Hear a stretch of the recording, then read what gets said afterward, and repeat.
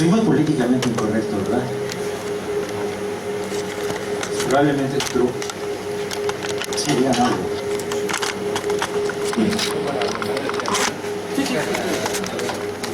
Yo estoy de acuerdo con cuestionarlo todo.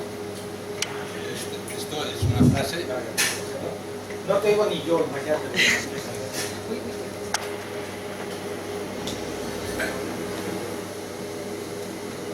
Que está aquí. He puesto la directa. Bueno, yo estoy de acuerdo con esto de que hay que cuestionarlo todo, es la base del racionalismo. De hecho, Descartes decía hay que cuestionarlo todo.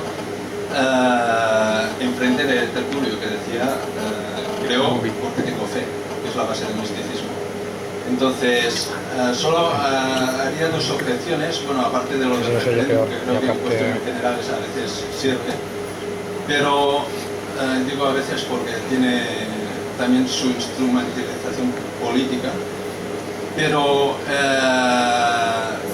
por lo que se refiere a economía, por ejemplo, yo creo que la crisis sí que es global y es del sistema económico, es decir, es por una cuestión de que la economía capitalista está interconectada a nivel mundial. El capitalismo es mundial, no es de un solo país, ni de dos. O sea, por ejemplo, tú metías la fotografía de la República de Weimar. Si no me equivoco, la República de Weimar es de los años 30 y sucedió después de una gran crisis que no has puesto, que se asemeja en cuanto a profundidad a la actual, que es la crisis del 29. Y fue consecuencia de la crisis del 29 y es lo que dio paso al nazismo. Es decir, Alemania estaba interconectada económicamente con Estados Unidos, que es el epicentro de la crisis del 29, por todas las interconexiones bancarias que hubo después de la Primera Guerra Mundial. Entonces, la crisis en el capitalismo es global. China está creciendo, pero el año que viene ya no crecerá al mismo ritmo, porque depende de las exportaciones. Y si depende de las exportaciones, pues depende también de lo que ocurre en Europa y en Estados Unidos.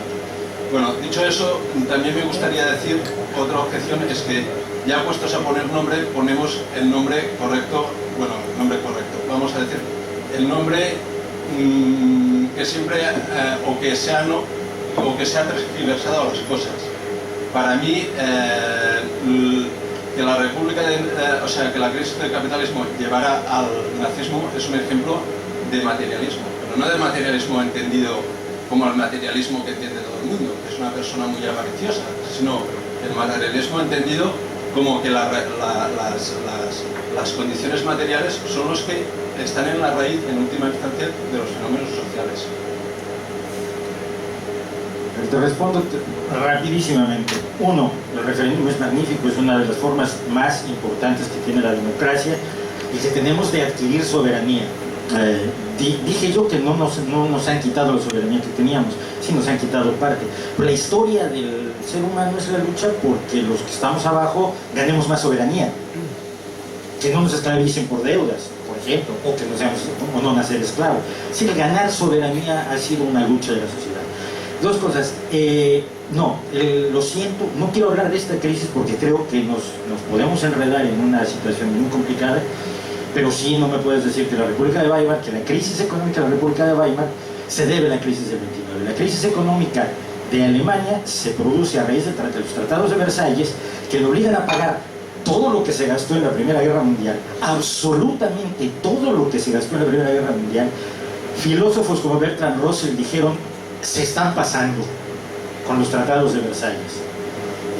Los tratados de Versalles humillaron a Alemania de una manera brutal y condenaron su economía. Crack del 29 o no crack del 29, condenaron su economía a la ruina. Y por eso una de las principales cosas que Hitler no menciona ni el 29 ni de lejos. Hitler lo que dice es: tenemos que levantarnos de la humillación de los tratados de Versalles, que le impusieron los aliados cuando Alemania perdió la Primera Guerra Mundial. Ahí sí, sorry.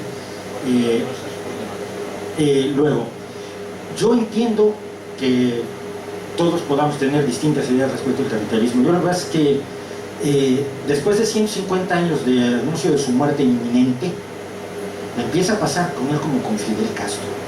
este no se muere nunca. No lo sé, ni yo lo sé, ni lo sabes tú, ni lo sabe nadie. Lo que sí sabemos es en todo lo que sí se equivocó Marx, en todo lo que sí se equivocaron los marxistas clásicos, lo cual no quiere decir que el socialismo no sea la solución, ni mucho menos, simplemente quiere decir que una forma de ver la realidad ha demostrado que no era la correcta. Pero no nos la estamos, el problema simplemente a lo que voy es no nos la estamos cuestionando lo suficiente. Las soluciones que nos suenan guay, en el sentido más estricto de lo guay, son las que por momentos estamos adoptando. Eso es lo peligroso. Si en lo demás me equivoco, en todo lo demás, qué bueno, sí, pero con pruebas sólidas y no con creencias, con pensamiento mágico, nada más eso. ¿Okay? Díganme más cosas. Acércate, ¿no? Pues vale. Tenía dos preguntas que hacerte. La primera me ha hecho, bueno, es una curiosidad, más que nada. Has nombrado varias veces a Iker Jiménez, lo cual está muy justificado. Pero me ha hecho gracia que has nombrado mucho a Jordi Évole. Y me gustaría saber un poquito a qué viene, ¿no? Y luego hay otra que has nombrado también el tema de la vacuna del papiloma. Pues precisamente el otro día un compañero mío de trabajo, que es profesor universitario, me comentó que una hija de 11 años ha tocado vacunarla, tiene unas preocupaciones enormes porque ha habido gente que ha muerto.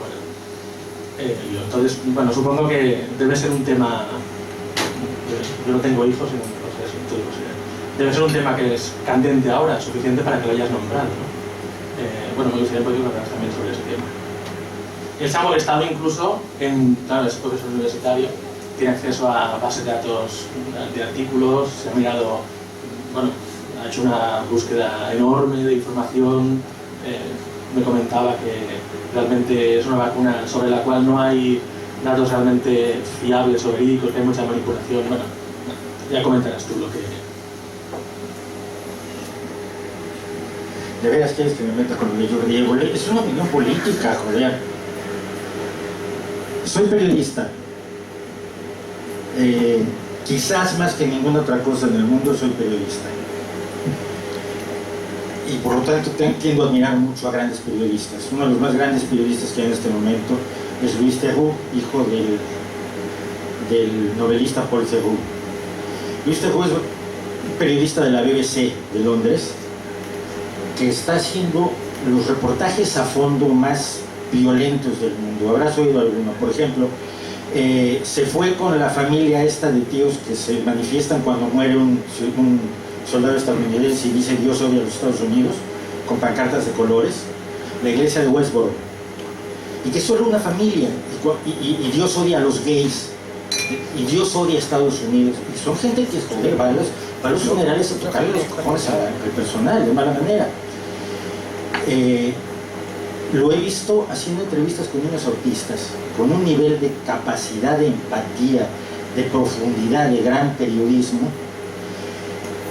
que me da mucha envidia. Es como cuando lees a Kapuscinski y dices, Dios mío, este hombre tiene una capacidad de ver la realidad y contármela, que es la esencia misma del periodismo.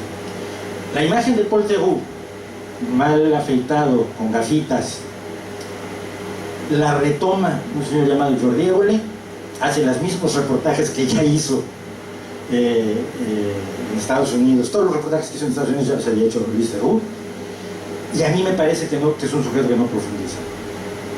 Me parece que seguimos en el chiste de ay, no entendió internet y jajaja, ay, mira, es tonto el viejito. Siento que el nivel es muy basal, es muy, quiero contarles cosas con las que ustedes estén de acuerdo para que me den un micrófono de oro. No quiero cuestionar lo que vosotros creéis, quiero estar de vuestro lado. Y entonces voy a manejar todas las entrevistas que hago, yo que soy comediante y no tengo ninguna pretensión de ser periodista, de tal manera que siempre quede yo bien ante vosotros, que sois mi público fijo. Perdóname, eso lo hace el gato al agua también. Creo que hace falta ser críticos con ese programa, con ese personaje. Probablemente me equivoco. Lo veo como periodista y allí me da más miedo. Caso de la vacuna, ¿no? ¿Cuál era la otra cosa de la vacuna? Vale. Nunca hay datos suficientes. Esto se llama el principio de precaución, lo usan muchísimo los magufos. No hay datos suficientes sobre transgénicos. Porque además al pensamiento crítico nos ha tocado ser los malos con la energía nuclear, con los transgénicos, hablas bien de los transgénicos, tú quieres, te paga la Monsanto. Ya hablas de las antenas móviles, te paga Vodafone. A ver, si a mí me pagara la mitad de los que dicen que me pagan, yo no estaría aquí. Vamos a decirlo así. No estaría aquí. No me pagan Monsanto, me pagan. Nunca hay suficientes datos porque no te dan la razón. Tenemos tantos años de datos de las antenas para saber que no causan cáncer. Deja de estar molestando. Tenemos datos suficientes hasta hoy de la vacuna del virus del papiloma humano que nos dicen que es segura y eficaz. Es decir, que hace lo que debe de hacer y que es segura. Es decir, que no causa daños. No es insegura, como dijo Gaspar. Que pudiera ser más eficaz, como dice además una chica que probablemente ustedes lean, Shora, que tiene un blog sobre medicina. Y sobre es que no es todo lo eficaz que yo quisiera, vale. O Médico Crítico, Javier, que dice, bueno, pero es que económicamente no es una buena idea financiarla. Tal vez. Pero su seguridad no le ha pasado a nadie nada que se pueda relacionar causalmente con la vacuna.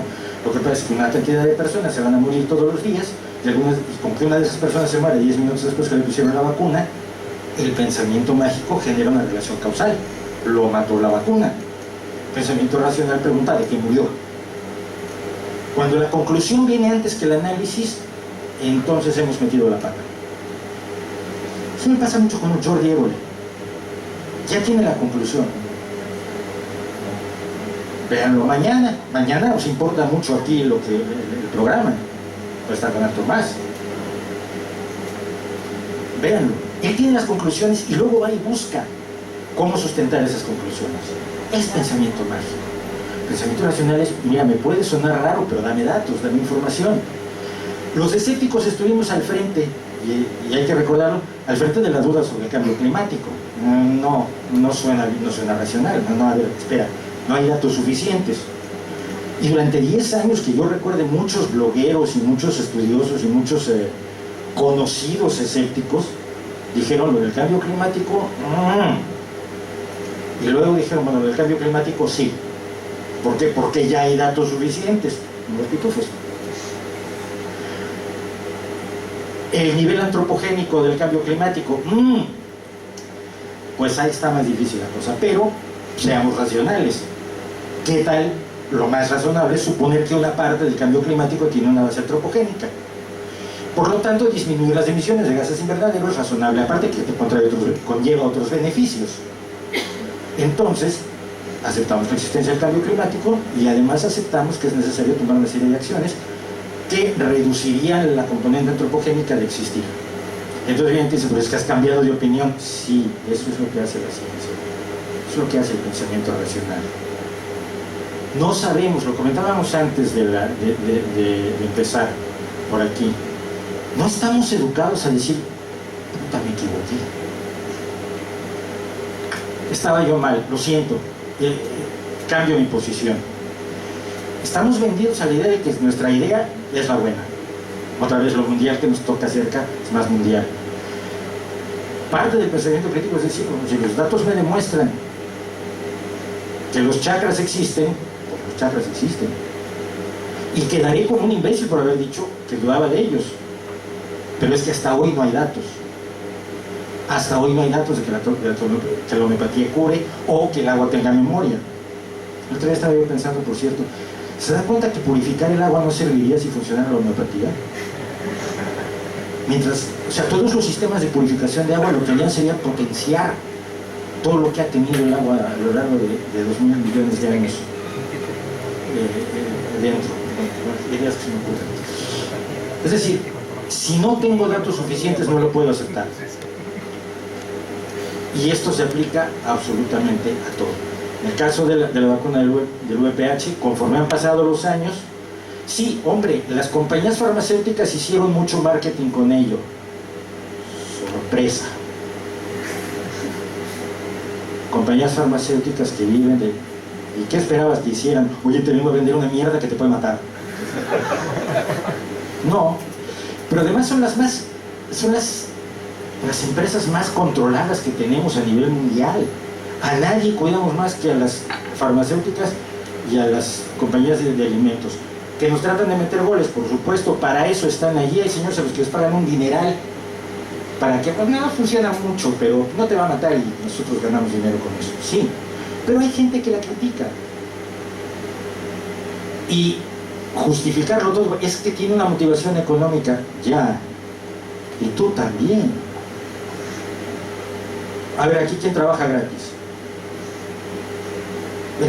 Si alguien heredó puede hacerlo, pero en general no lo hay. Entonces, son estas argumentaciones alrededor de las cosas que no tocan el problema real. ¿Alguien ha sufrido daños concretos por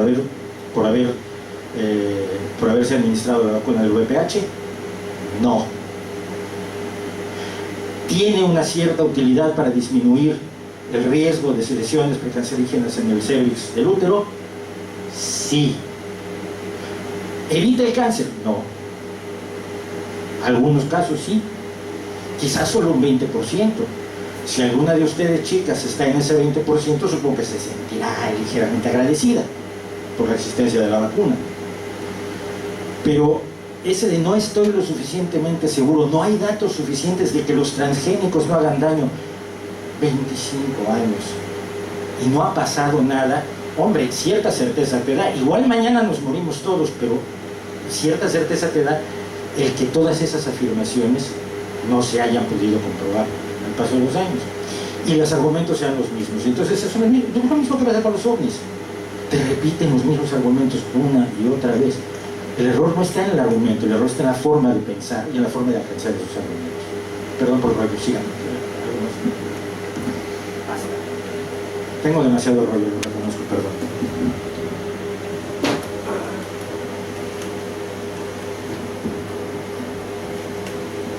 Buenas. Tú decías que no pudiste discutir con tus tías sobre el tema de Dios y teología y tal. Entonces, si luego dices que tenemos que expandir el conocimiento para que se multiplique, si la persona ya no tiene un mínimo de interés en discutir o un mínimo de plantearse las cosas, ¿con quién podemos compartir el conocimiento o las preguntas? Pues claro, es sumamente difícil y creo que los escépticos estamos cada vez más en minoría. ¿Cómo puedes, quizá no convencer, pero llegar a plantar una semilla de duda en que esa persona creyente o quieras llamarle, pues se pare un momento y pueda pensar que, ¿no?, que hay otra posibilidad, que hay otro porqué de las cosas, ¿no?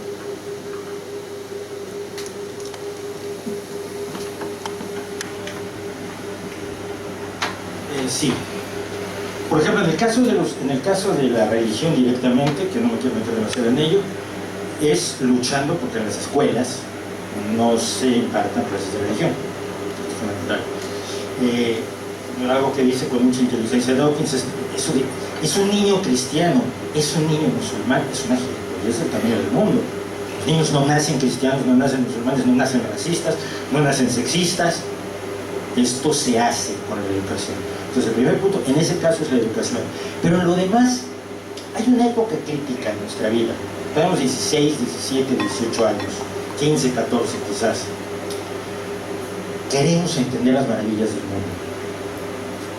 Y nos plantean cosas interesantes. Mira, donde vivió gente con emociones muy fuertes, sus vibraciones se grabaron en la pared como en una grabación digital. Y al paso de los años se reproducen y entonces son los fantasmas. Entonces, ¡guau! Suena bien, tiene lógica, le da cierta sustancia al tema de los fantasmas, no me exige creer en el paraíso. A esos jóvenes sabemos que hay que ir y decirle, oye, pero también hay otra opción, que es que se me entiende, que es que mira, la energía tiene unas ciertas características concretas y cuando no se queda pegada en las paredes, ni la calorífica, ni la de los malos rollos de la gente, ni mucho menos. Mira, te doy ideas, si en los lugares donde la gente ha muerto horriblemente hubiera fantasmas, este planeta sería un puto infierno de fantasmas gritándonos todo el santo día en todos lados. ¿Cuánta gente ha muerto horriblemente en Barcelona? Guerras. Entonces, pero voy desde el siglo VI. Voy desde la unión con la corona de Aragón. Violencia, muerte, pero no hay fantasmas paseando por las calles. ¿Por qué en la casa de fulano sí? Ese tipo de lógica es la que podemos hacerle llegar a aquel que todavía no cree, aquel que está siendo sometido a una visión de las cosas que suena bien. Yo insisto, suena bien. Yo tuve mucha suerte, no quiero excederme en esto, pero vale la pena contarlo. Yo fui criado por los refugiados españoles en México. No sé si ustedes están conscientes de lo que perdió España, aparte de todo lo demás en el 39. Lo mejor de España, mucho más del 50% de los catedráticos españoles salieron del país. Muchos de ellos fueron árabes. Y a mí me dieron clase. Mi profesora de latín había estudiado con Fernández Pidal, que quieren, y me enseñaron a pensar. Y entonces cuando a los 17 años apareció Uri Geller y aparecían esas cosas, los experimentos de Ryan y demás, nosotros intentábamos reproducirlos y hacíamos, a ver, tú me vas diciendo la carta y yo te apunto si la estás adivinando o no. Y claro, empezábamos de pronto a decir, uy, vas un adelantado. Entonces decías, mira, ya no es solo acertar a la carta, sino es acertar a la de adelante. O ahora vas atrasado una, bien, ahora ya cada vez que lo digo puedo acertar 3 veces. Y después de un rato de eso dijimos, nos estamos haciendo tontos solos, ¿verdad? Sí. O sea, ¿a cuántas acerté? Bueno, a 6, a 52. Sí, pero si cuentas la de antes y la de después, que fue lo que hizo Ryan con sus experimentos. Empezó a mover el blanco y empezó a apuntarle a todo el monte. Yo tuve la suerte que mis profesores me habían enseñado lo suficiente como para darme cuenta, con mi amigo, con el que hacía yo esto, Alberto Remis, nos estamos viendo la cara solos, ni telepatía, porque hacíamos transmisión telepática y descubrimos que no funcionaba, pero no había nadie, como pueden ser cualquiera de ustedes, que estuviera a mano para decirnos, no, es un pájaro, no, las probabilidades son estas y lo que estás haciendo metodológicamente es el siguiente error. Es a esos que todavía no creen, es a esos que que ven a Angermen en la tele y dicen, ¿será cierto? A esos es a los que uno les cuenta qué es la lectura en frío. Y a los escépticos que no lo sepan les cuento lo que es la lectura en frío para que vayan a contarlo. Pero el que ya cree, como esa gente que yo he visto llorando cuando Angermen les ha contado cosas de su familia, que yo también sabía, por lectura en frío, cuando ves a la gente llorando destrozada, que su emoción ha sido aplastada, manipulada, ofendida, y que sienten que han logrado hablar con su tía, su abuelita, su novia, su mamá, porque no hay pensamiento racional que pueda con ellos. No se puede. Somos ante todo seres humanos. No olviden esto, el pensamiento racional lo utilizamos con un aparato que se creó para encontrar vallas y evitar que nos comieran los dientes de sable, que es la evolución máxima del cerebro humano. Lo asombroso es que con ese aparato tan aparentemente limitado hemos podido hacer un montón de cosas cada vez más rápido. Se descubrió el fuego y el siguiente gran descubrimiento pasaron para millones de años. La cerámica no fue seguida rápidamente por la metalurgia. Las sorpresas son los últimos 400 años. Descubrimos cómo había que pensar. Descubrimos cómo había que pensar más allá de nuestros sesgos cognitivos, de nuestras falacias de razonamiento, de lo que nos parece guay. Entonces, mira, aquí hay un método que si tú lo sigues y luego él lo hace y también le sale lo mismo que a ti, a lo mejor eso sí es verdad. Los métodos anteriores no servían. Y en 400 años lo que hemos hecho es impresionante. Pero en este momento de la vida humana, vive gente en el siglo XXI con toda esta forma de pensar científica. Hay gente que está viviendo directamente en el paleolítico. Es gente que está pensando mágicamente. Y esa es la gente a la que creo que nos debemos, de la que nos deberíamos ocupar nosotros como responsabilidad. ¿Qué sé yo? Yo lo digo porque lo creo. Lo creo.